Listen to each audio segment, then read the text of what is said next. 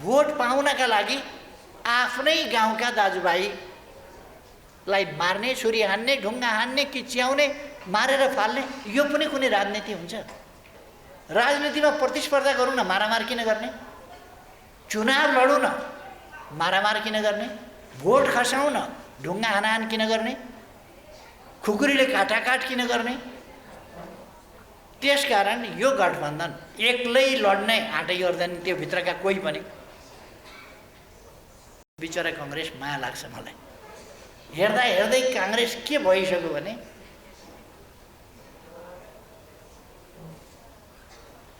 मान्छे त ठिकै छ, 73, 75, 80, 85, 90 मा अलिकति बुढौती लाग्छ।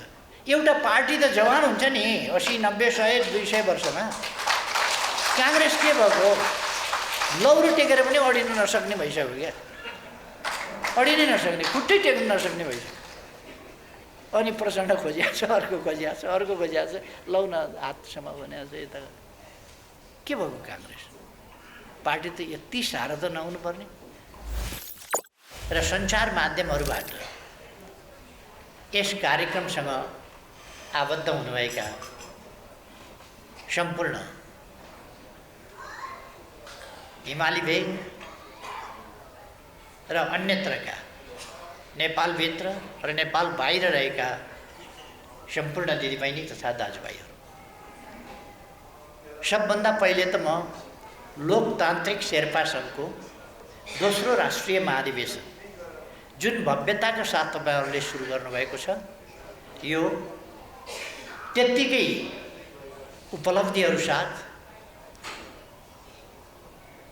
पूर्ण रूपमा सफल होस् र यसले आफ्ना विगतका कामहरूको संक्षिप्त समीक्षा अर्थात् मोटो समीक्षा, अहिलेको स्थितिको आकलन र आगामी दिनमा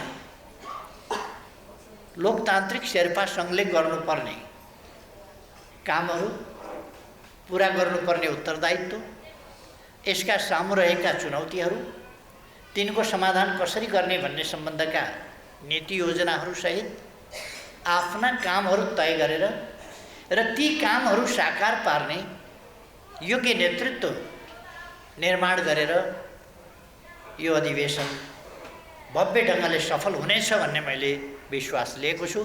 तदनुसार नै मेरो सफलताको निम्ति धेरै धेरै शुभकामना छ।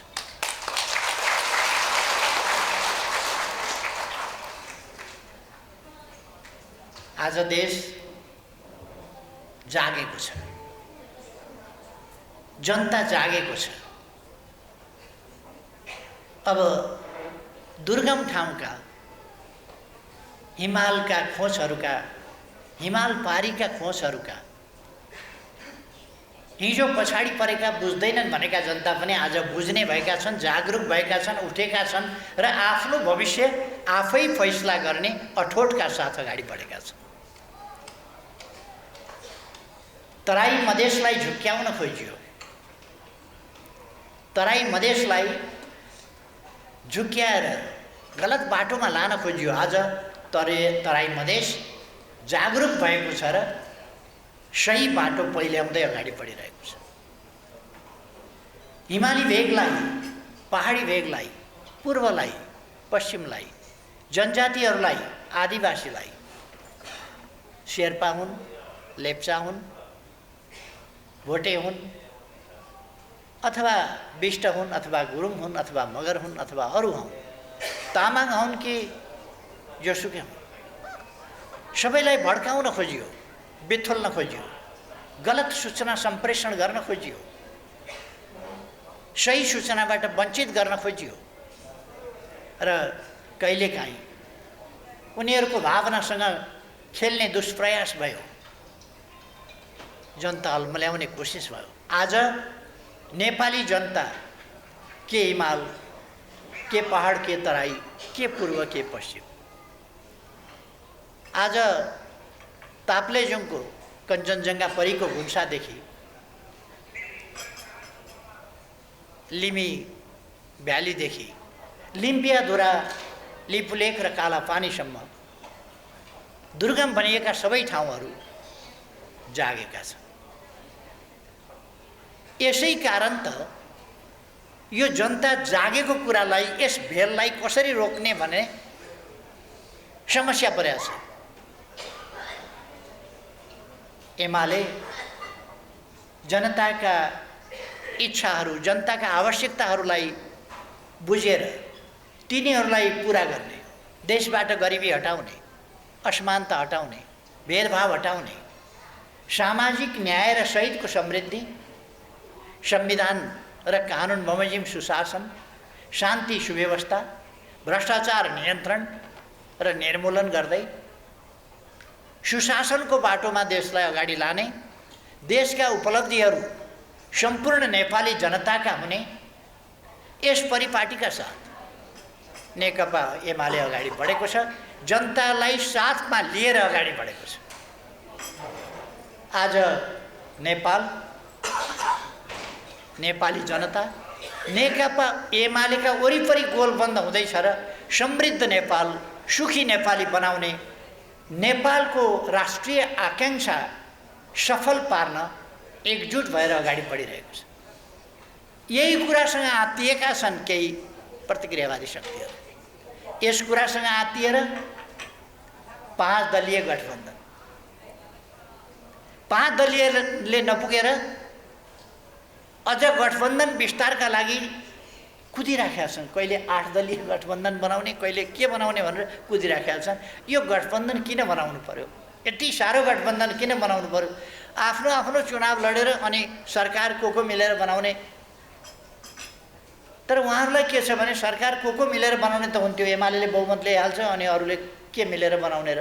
त्यसकारण एमालेलाई बहुमतबाट रोक्नका लागि अहिले सबै प्रयास यो गठबन्धन सठबन्धन बहुमत ल्याउन ओर्न होइन, एमालेलाई बहुमतबाट रोक्नका लागि, बहुमत ल्याउनबाट रोक्नका लागि यो सबै भइरहेको छ।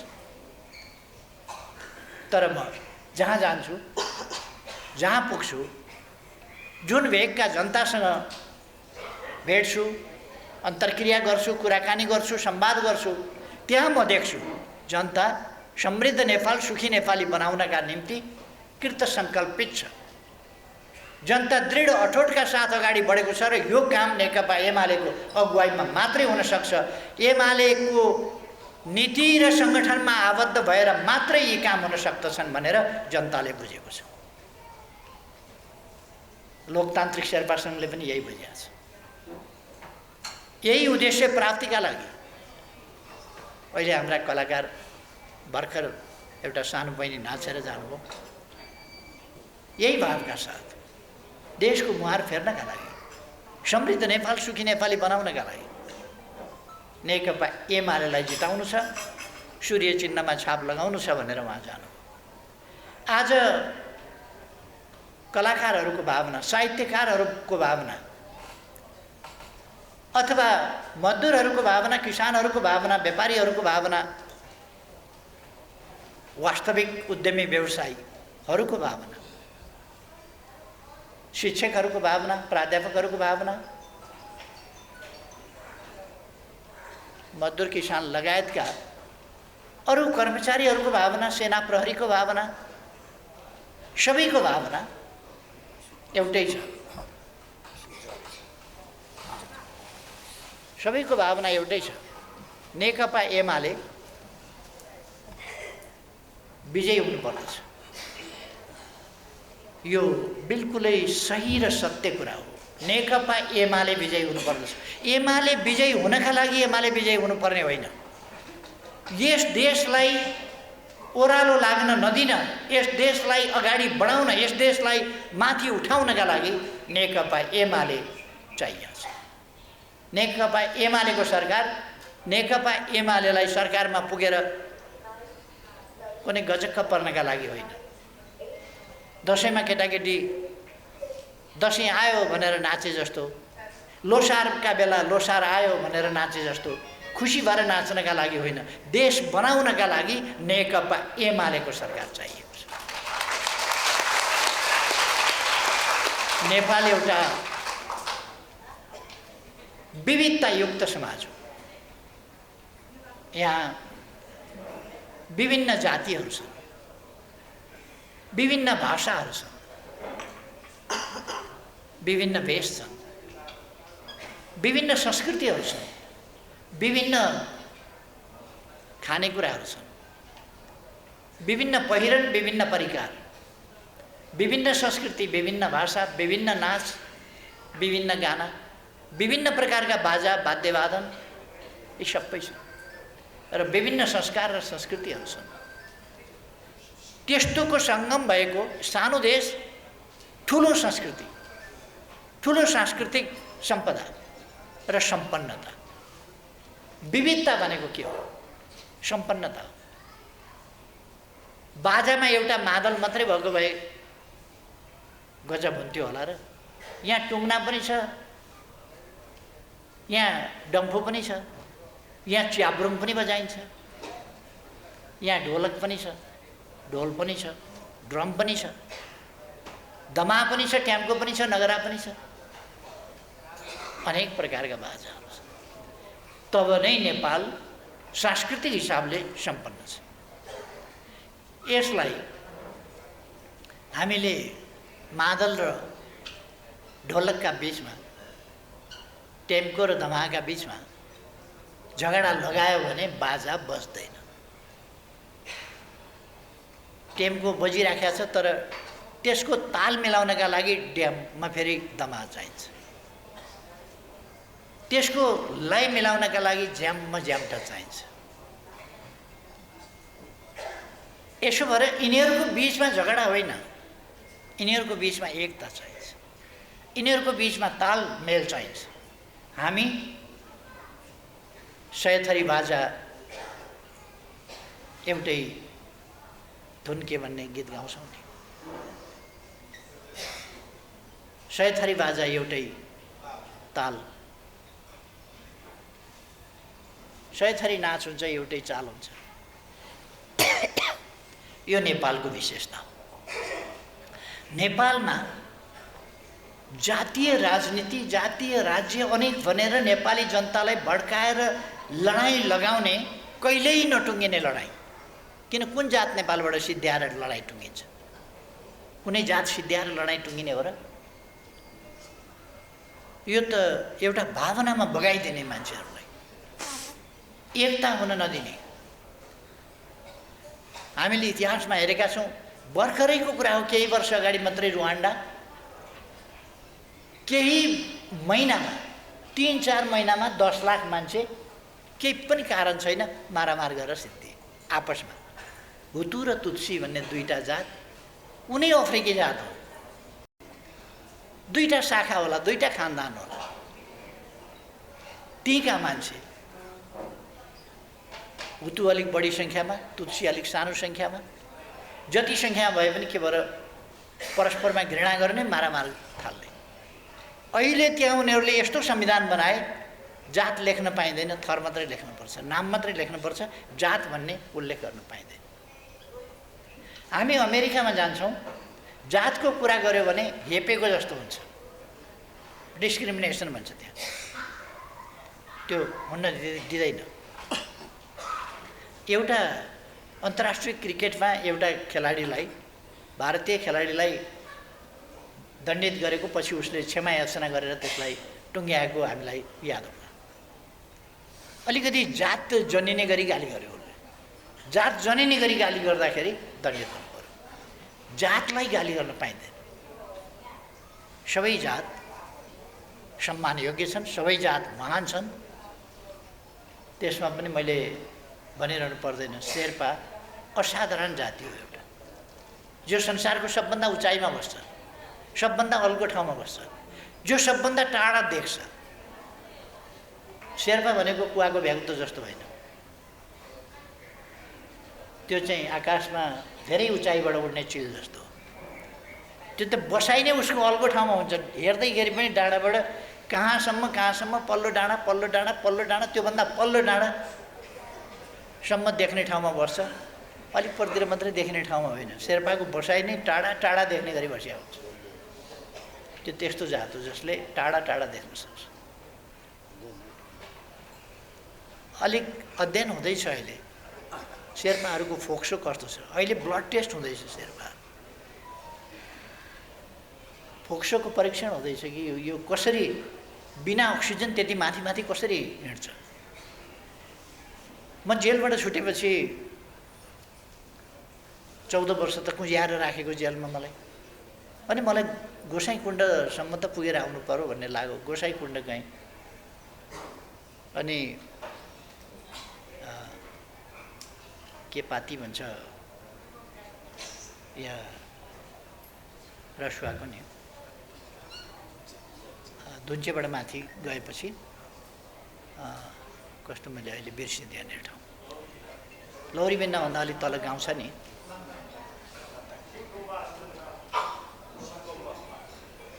एउटा ठाउँ छ जे होस् त्यहाँ गाउँ छ क्या राम्रै त्यो गाउँमा बास बसेँ। अनि हिँड्दै गएँ लौरीबेन्नाभन्दा अलिक मासतिर पुगेँ।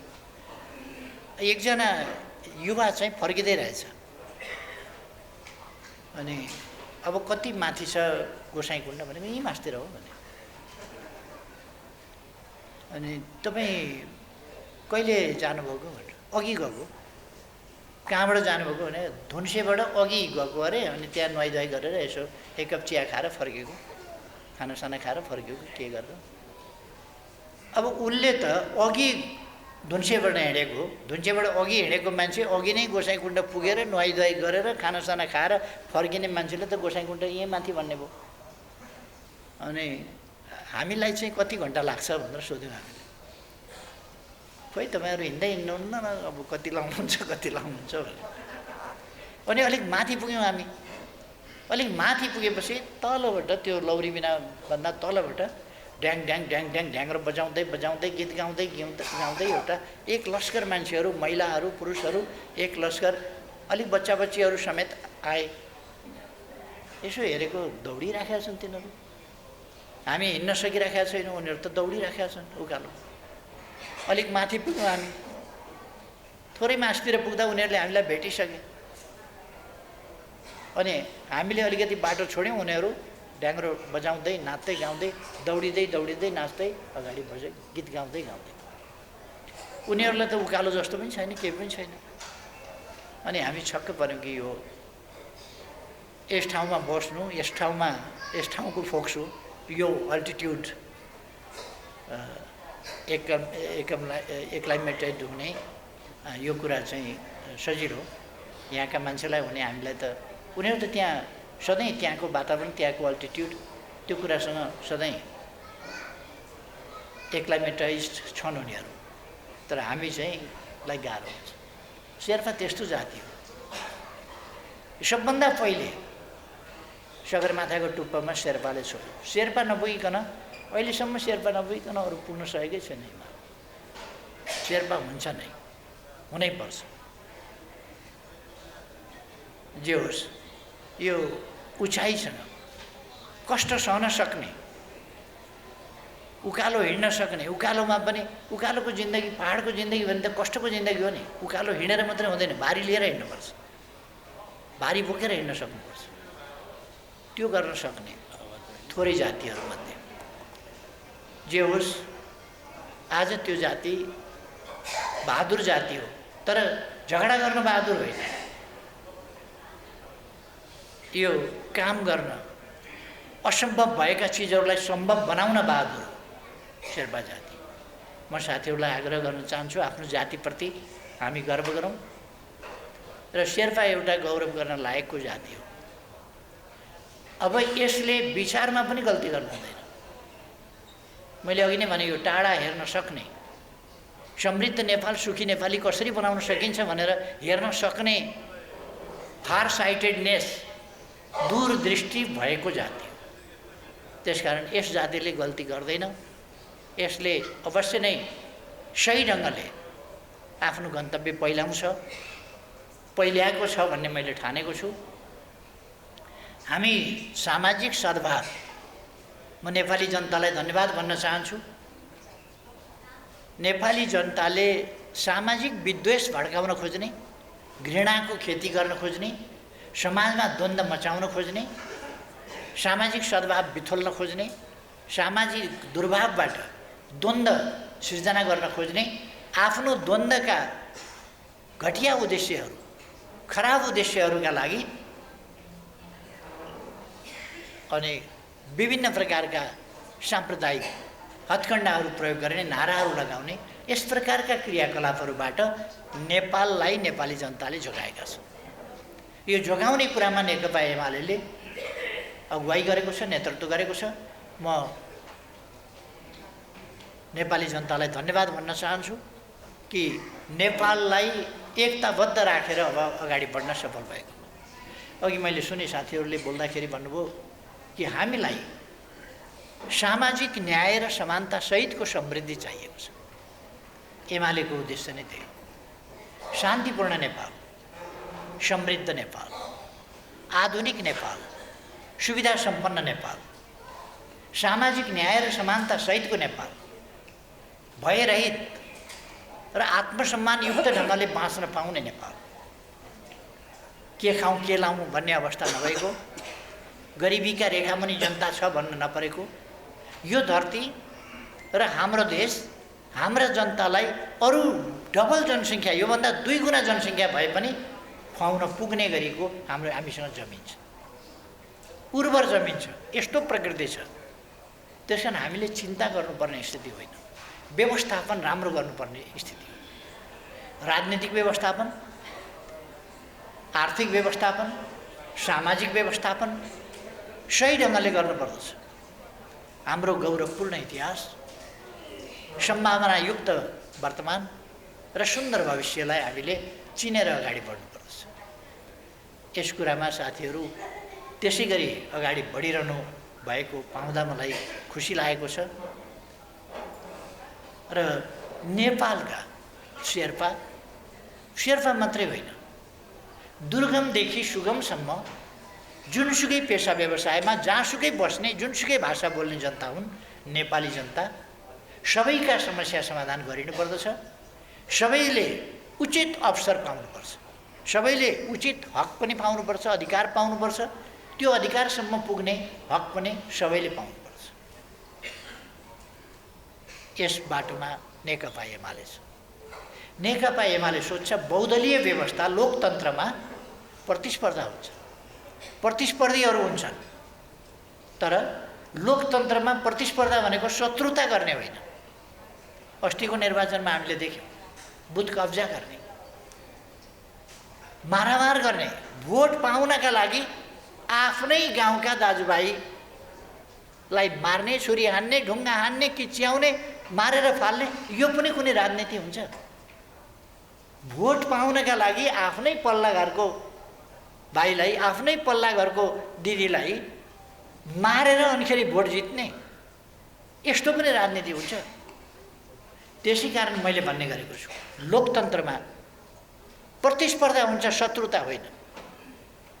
तर अहिलेको गठबन्धनवालाहरू प्रतिस्पर्धा गर्न आँट गरिराखेका छैन, उनीहरू शत्रुता गर्न खोजिराखेका छन्, जो लोकतान्त्रिक तरिका होइन। शत्रुता होइन, प्रतिस्पर्धा गर्नु। शत्रुताले जेसुकै गरे पनि, जति कमजोर भए पनि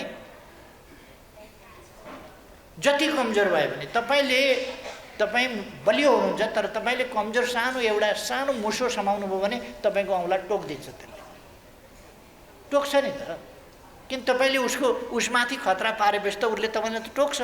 अथवा अलिकति कमजोर छ अर्को भनेर पनि हामीले दमन गर्न खोज्यौँ भने के हुन्छ त भन्दा उसले औँला टोके जस्तै गरेर सकेको त नोक्सान गर्छ नि। त्यसले समाजमा द्वन्द्व सिर्जना हुन्छ। त्यसकारण अनेक हिसाबले हिजो द्वन्द्व सिर्जना गर्न सकेनन्, जातीय हिसाबले द्वन्द्व सिर्जना गर्न सकेनन्, क्षेत्रीय हिसाबले सकेनन्, मधेस भनेर सकेनन्। क्षेत्रीयतावादी नारा लगाएर, जातीयतावादी नारा लगाएर, अरू लगाएर सकेनन्। अब राजनीतिक हिसाबले राजनीतिमा प्रतिस्पर्धा गरौँ न, मारामार किन गर्ने? चुनाव लडौँ न, मारामार किन गर्ने? भोट खसाउँ न, ढुङ्गा हानाहान किन गर्ने? खुकुरीले काटाकाट किन गर्ने? त्यसकारण यो गठबन्धन एक्लै लड्ने आँटै गर्दैन, त्यो भित्रका कोही पनि।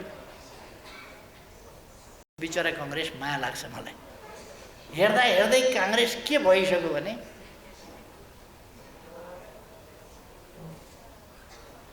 मान्छे त ठिकै छ 73, 75, 80, 85, 90मा अलिकति बुढौती लाग्छ। एउटा पार्टी त जवान हुन्छ नि 80, 90, 100, 200 वर्षमा। काङ्ग्रेस के भएको लौरो टेकेर पनि अडिन नसक्ने भइसक्यो क्या, अडिनै नसक्ने, खुट्टै टेक्न नसक्ने भइसक्यो। अनि प्रचण्ड खोजिया छ, अर्को खोजिया छ, अर्को खोजिया छ, लौ न हातसम्म भनेको छ। यता के भएको काङ्ग्रेस पार्टी त यति साह्रो त नहुनु पर्ने। र अर्को लोकतन्त्रलाई काङ्ग्रेसले गलत दिशामा, गलत मान्छेहरूको, गलत नियतका मान्छेहरूको सङ्गतमा हो कि आफ्नै नियत हो, गलत दिशामा लान खोजिराखेको छ। मैले भने प्रतिस्पर्धातर्फ होइन, प्रतिस्पर्धा भनेको लोकतन्त्र हो। प्रतिस्पर्धातर्फ होइन, दुश्मनीतर्फ, लडाइँ झगडातर्फ, त्यतापट्टि राजनीतिलाई कङ्ग्रेसले लान खोजिराखेको छ, जो देशका लागि भोलि गएर अत्यन्तै दुर्भाग्यपूर्ण हुनसक्छ। देशमा द्वन्द्वको स्थिति हुनसक्छ। त्यो अवस्थालाई बाह्य शक्तिहरूले आफ्ना निम्ति प्रयोग गर्न सक्छन् र देशको अवस्था अप्ठ्यारोमा पर्न सक्छ, खतरामा पर्न सक्छ। देशको अनेकता, देशभित्रका जनताको दुश्मनी भयो भने, परस्परमा दुश्मनी भयो भने त्यसले विकृत रूप लिन्छ। त्यो विकृत रूपले अर्कोले फाइदा लिन सक्छ। हामीले अरूलाई फाइदा लिएर दिने होइन, स्वस्थ प्रतिस्पर्धा गर्ने, लोकतान्त्रिक अभ्यास गर्ने, नेपाली जनताले विकासको बाटोमा देशलाई लानका लागि विकास कसरी गर्ने भन्ने नीतिमा जाने। नेपाली कङ्ग्रेसको दिमागमा अहिले अचम्मै छ। यो टेबलमाथि तपाईँले गहुँको दाना राख्नुभयो भने 10 वर्ष राख्यो भने त्यो फल्दैन, किनभने त्यो टेबलमाथि चाहिँ काँडा फलोस्। कङ्ग्रेसको दिमाग त्यस्तै भएछ। केही पनि तपाईँहरूले कार्यक्रम हेर्नुभयो भने केही पनि आउँदैन, यो गर्ने भन्ने आउँदैन। नेपाली कङ्ग्रेसले बहुदल आएपछि 21 वर्ष सरकारको नेतृत्व गर्यो। 21 वर्ष सरकारले नेतृत्व गर्दा, मैले पार्लियामेन्टमा अस्ति भने 21 वर्ष बहुदल आएपछि नेतृत्व गर्दा सरकारमा कङ्ग्रेसले यो काम गरेँ भनेर एउटा काम देखाइदियोस्, एउटा पनि काम गरेको छैन। गरेको के छ भन्दाखेरि कम्युनिस्टले बुढाबुढी मार्छन् भनेर हल्ला चलाएको छ। श्यामसुन्दर शेर्पा यहीँ हुनुहुन्छ, आङदामी यहीँ हुनुहुन्छ। अनि 60 वर्षभन्दा माथि गोली हान्ने भनेको पार्टीको अध्यक्ष 71 वर्षको म यहीँ छु। यही हल्ला धेरै समय चलाइराख्यो काम। छोराछोरी खोसेर लगिदिन्छन् अरे, आफ्नै छोराछोरी हुर्काउन कत्रो गाह्रो छ मान्छेलाई। सबैका छोराछोरी खोसेर लगेर कहाँ धुपार्ने, कसले खुवाउँछ, तिनलाई सफा कसले गरिदिने हो, एकछिनपछि बिजोग हुँदैन। यस्ता कुरा गरेर बस्यो, विचार छैन। देश कसरी बनाउने हो भन्ने होइन, जनतालाई बाटो कसरी देखाउने भन्ने होइन, अल्मल्याउने कसरी, सही बाटोतिर जान नदिने। पार्टीको काम त सही बाटो देखाउने हो, सही बाटोतिर जाउँ भन्ने हो। कङ्ग्रेसले सही बाटोतिर लाँदैन, गलत बाटोतिर, यता होइन, यता यता यता छेक्छ मात्रै, गलत बाटोतिर यता यता यता यता, सही बाटोमा जान दिँदैन। हामीले त्यसकारण देशलाई सही बाटोमा अगाडि बढाउनु पर्दछ र हामीले नेपाली कङ्ग्रेसलाई पनि अरूलाई पनि सही बाटोमा, प्रतिस्पर्धाको बाटोमा नीति निर्माण गर। सही गलत जे सक्छौ त्यो नीति निर्माण गर। नीतिमा प्रतिस्पर्धा गरौँ, विचारमा प्रतिस्पर्धा गरौँ, काममा प्रतिस्पर्धा गरौँ। नेपाली कङ्ग्रेसका नेताहरू लेख्छन्। हिजो बिहान मात्रै मैले एउटा हेरेको थिएँ, एउटाले भनेछ नेपालमा 1 नम्बर भ्रष्टाचारी केपी ओली भनेर। मैले पार्लियामेन्टबाट बोलेको थिएँ नेपाली कङ्ग्रेसका र अरू पार्टीका पनि नेताहरूको सामु। मैले मेरो श्रीमतीका नामको सम्पूर्ण सम्पत्ति राज्यका नाममा, संस्थाका नाममा गरिदिएको छु। मेरो सेकपछि सम्पूर्ण सम्पत्ति, चल अचल सम्पूर्ण सम्पत्ति, ब्याङ्क ब्यालेन्स होस् कि घर होस् कि घडेरी होस् कि जमिन होस् कि गाडी होस् कि जे छ मसँग त्यो सबै राज्यको हुन्छ, संस्थाको हुन्छ। त्यो मेरो कसैले अरूले हकवाला भएर पनि कसैले खाँदैन, मैले कसैलाई जम्मा गरिदिनु छैन। अनि त्यसरी मेरो सम्पत्ति, मेरो हक लाग्ने जति सम्पत्ति मैले राज्यलाई दान गरेँ भन्ने अर्को नेता निस्किए हुन्छ नि त। त्यो निस्किने हिम्मत छैन, गर न दान, गर त ल। कुनै पार्टीको कुनै नेता अध्यक्ष शेरबहादुर देउवाजीलाई म भन्छु ल त सम्पत्ति दान गर्नुहोस् त। अच्छा, प्रचण्डलाई भन्छु म गर्नुहोस् त। माधव कुमार नेपाललाई भन्छु 10 थरी फाइफुटिया कुरा किन गर्ने, सम्पूर्ण सम्पत्ति राज्यलाई ल, सिद्धियो नि त। अनि त्यो गर्न नसक्ने केपी ओली भ्रष्टाचार, सबभन्दा बढी भ्रष्टाचार, आफ्नो सम्पत्ति सबै अर्कालाई दान गरेको छ, जोसँग केही छैन। आज शेर्पा पहिरनको पनि धनी भए म लगाइयो नि त। यस्तो हुनु त बेग्लै कुरा हो। शेर्पा टोपी लगाएको छु, बखु लगाएको छु, हुँदो रहेछ नि। तर यो राज्यलाई ठगेर लिएको होइन, राज्यलाई ठगेर लिन्न, त्यति मैले भन्न खोजेँ। र हामी देशको राजनीतिलाई सही ढङ्गले अगाडि बढाउन एमाले मजबुत हुनुपर्दछ, एमाले जित्न पर्दछ, एमालेको सरकार हुनुपर्दछ, अनि मात्रै देश स्वस्थ ढङ्गले अगाडि बढ्छ। त्यसकारण फैसला गर्ने जनताले हो, 8 दलले हो र 5 दलले हो र 6 दलले हो र 10वटा रित्ता टाउका जम्मा भएर बहुमत आउने हो र। तपाईँ हामी आम नेपाली जनताले सङ्कल्प गर्नु परेको छ एमालेको सरकार बनाउने। त्यो भएपछि 10वटा चाहिँ टाउका जोडिए पनि के भयो र, 5वटाका ठाउँमा 10वटा टाउका जोडिए पनि केही हुँदैन।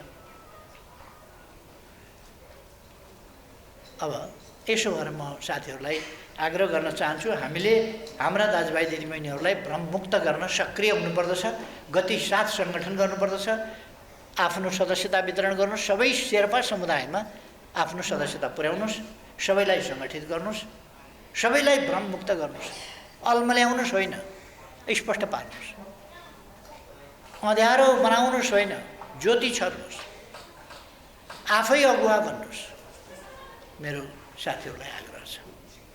अब अर्को ठाउँमा फेरि पार्टी प्रवेशको कार्यक्रम लगायत अरू कार्यक्रमहरू छन्।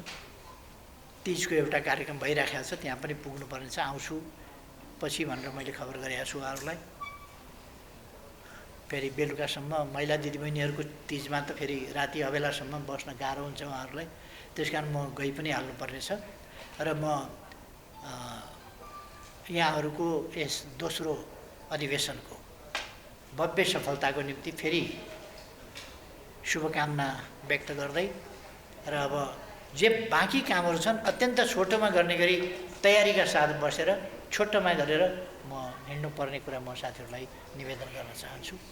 र सबैमा सुस्वास्थ्य रहोस्, सबैको भलो होस्, धेरै धेरै शुभकामना।